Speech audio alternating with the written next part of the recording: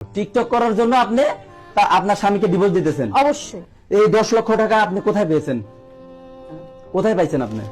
10 লক্ষ টাকা পাইছি, বাড়ির পাশে জমি ছিল ভাই, জমিটা বিক্রি করে 10 লক্ষ টাকা জমাইছি। ও, বাড়ির পাশের জমি আপনি বিক্রি করে এই 10 লক্ষ টাকা আপনার বউকে বুঝিয়ে দিচ্ছেন, মানে কাবিনের টাকা। এত টাকা কেন কাবিন দিয়েছিলেন বিয়ে করে?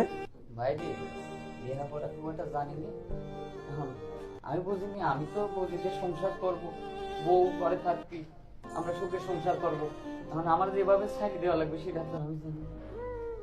যাক, ভাইয়া কান্না করতেছে, আসলে ভাইয়ার কান্না দেখে আমাদেরই আসলে কান্না এসে পড়তেছে।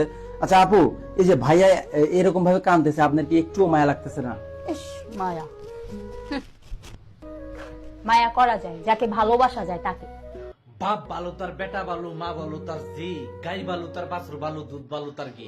এসব মেয়েকে যারা বিয়ে করবেন জেনে শুনে বিয়ে করবেন, আর ভিডিওটা সবার মাঝে ছড়িয়ে দিবেন।